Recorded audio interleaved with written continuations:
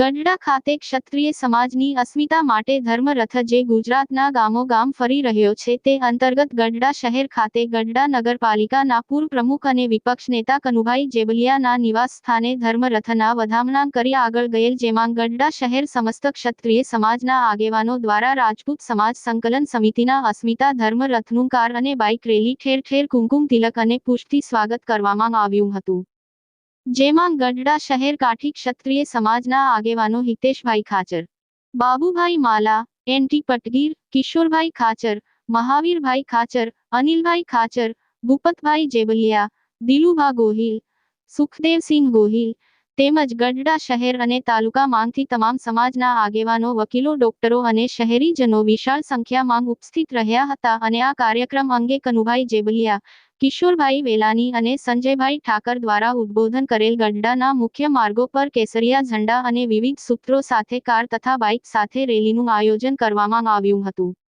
આ કાર્યક્રમમાં બહોળી સંખ્યામાં રાજપૂત અને ક્ષત્રિય સમાજના આગેવાનો જોડાયા હતા. આપનો પરિચય?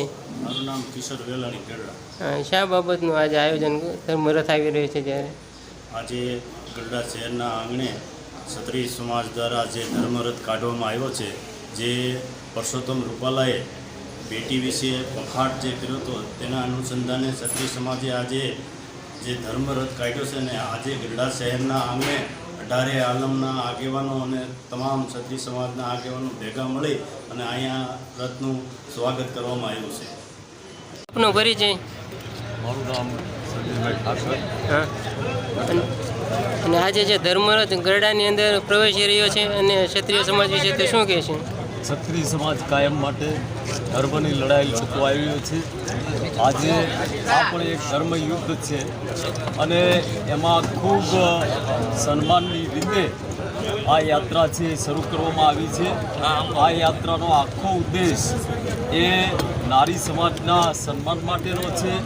ક્ષત્રિય સમાજે ઉતારા સમાજની નહીં, આ દેશના દરેક સમાજની નારીઓનું સન્માન કર્યું છે. એવા સમયે ક્ષત્રિય સમાજની આ ધર્મયાત્રા એનું સન્માન કરતાં અમને ગૌરવ થાય છે. આપનો પરિચય? મારું નામ કનુભાઈ જસુભાઈ જેબલિયા, પૂર્વ નગરપતિ ગઢડા પાણીના. શા બાબતની આજે આ આયોજન છે તમારું? આજે અલગ અલગ જગ્યાઓ ઉપર જે ધર્મરથ પસાર થઈ રહ્યો છે તો એ આજ ગઢડાના આંગણે પધારે છે, અમારા નિવાસસ્થાને. તો દરેક જ્ઞાતિના ડૉક્ટરો, વકીલો, દરેક સમાજના અગ્રણીઓ હાજર રહી અને તેમનું સ્વાગત કરવામાં આવેલ છે.